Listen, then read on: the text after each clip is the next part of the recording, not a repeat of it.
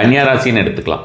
நம்ம வந்து கன்னியாராசின்னு எடுக்கும்போது கன்னியாராசி இவங்க பணத்தை வந்து நிறைய இழந்து போய் தொலைச்சிருப்பாங்க. நிறைய இழந்த பணம் அப்படின்ற மாதிரியான விஷயமோ, அல்லது அவங்களுடைய ஒரு என்ன சொல்கிறது, அவங்களோட ஒரு ஃபேம் ஏதாவது தொலைச்சிட்டாங்க, புகழை தொலைச்சாச்சு, எனக்கு எதுவுமே இல்லை, என்னுடைய பேரை இழந்துட்டேன், என்னுடைய வீடு இல்லை, எனக்கு எதுவுமே இல்லை அப்படின்ற மாதிரி ஒவ்வொன்றுத்தையும் இழந்ததுன்னு ஒவ்வொருத்தருக்குமே ஒவ்வொரு சர்டன் பார்ட் இருக்கும் தெரியுமா, ஒவ்வொருத்தருடைய லைஃப்லையுமே. அட்லீஸ்ட் அவங்களோட ஹெல்த்தையாவது அவங்க இழந்துட்டோம் அப்படின்னு ஃபீல் பண்ணுறவங்க இருப்பாங்க. ஹெல்த் எனக்கு நல்லா இருந்தது, இழந்துட்டேன் அப்படின்னு ஃபீல் பண்ணுறவங்க இருப்பாங்க. நல்ல பீரியடை வந்து நம்ம மிஸ் பண்ணிட்டோம்னு நினைக்கிறவங்க இருப்பாங்க. ஸோ அதெல்லாம் திரும்ப கிடைக்கக்கூடிய ஒரு காலகட்டமாக கன்னியாராசினருக்கு இந்த ஒரு ஆண்டு வந்து ரொம்பவே நல்லா நம்ம கண்டிப்பான முறையிலே சொல்லலாம்.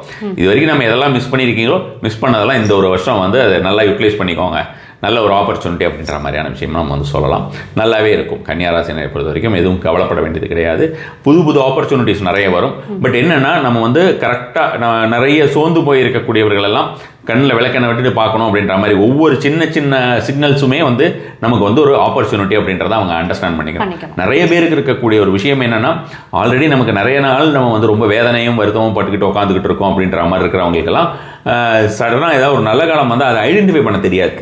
நம்ம வந்து இங்கே வர்றவங்களே ஒரு சில பேருக்கு நம்ம வந்து ஜாதகம் பார்த்துட்டு இப்போ நல்லா தான் இருக்குது பீரியட், நீங்கள் ஒன்றும் இது பண்ண வேண்டாம்னு சொன்னால் அவங்களுக்கு நமக்கு தெரியும் அதில் வந்து அவங்களுக்கு வந்து மன வருத்தம் தான் அதிகமாக இருக்குது, மனோரீதியான பிரச்சனைகள் தான் இருக்கிறது அப்படின்னு. ஸோ அது சொன்னாலுமே என்ன சார் நான் அப்படியே தான் இருக்கேன், எனக்கு இன்னும் அது மாறவே இல்லை, மாறும்னு நினச்சிக்கிட்டு இருந்தேன், மாறவே இல்லை, நிறைய பேர் சொன்னாங்க மாறும்னு, ஆனால் மாறவே இல்லை இப்படின்னு சொல்லுவாங்க.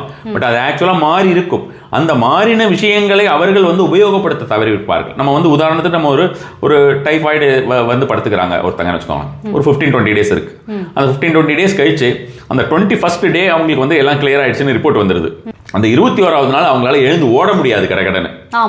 அவங்க அந்த ஃபர்ஸ்ட் டேக்கு முன்னால் அவங்க டைஃபாய்டு ஐடென்டிஃபை பண்ணுறதுக்கு முன்னால் இருந்த ஒரு சூழ்நிலையில் எப்படி இருந்தாங்களோ அந்த மாதிரி அவங்க ஆக முடியாது. It will take some time, ஒரு வாரமாவது ஆகும். அதுக்கு உண்டான அவர்கள் போஷாக்கான உணவுகள் அப்படின்ற மாதிரியான விஷயங்கள் எல்லாம் அவர்கள் எடுத்துக்கொண்டார்கள் என்றால் அவர்களுக்கு வந்து திரும்பி நார்மலாக வந்துடுவாங்க. எனக்கு தான் எதுவுமே இல்லைன்னு சொன்னியே, நான் வந்து இப்போ கிளியராக இருக்கேன்னு சொல்கிறேன், என்னால் அந்த மாதிரி ஓட முடியலையே, என்னால் நான் முன்ன மாதிரி இது பண்ண முடியலையேன்னு சொன்னோன்னா அவங்களுக்கு வந்து அது வந்து அறியாமை தான் இல்லையா? ஸோ அப்போ வந்து அந்த மாதிரியான ஒரு நிலைமை அவங்க வரதுக்கு அவங்க எப்படி அவங்களோட உடலுக்கு அவர்கள் போஷாக்கு கொடுக்குறோமோ, அதுபோல் இந்த கன்னியாராசினரை பொறுத்த வரைக்கும் அவர்கள் மனதிற்குண்டான ஒரு போஷாக்கை அவர்கள் கொடுக்க வேண்டும்.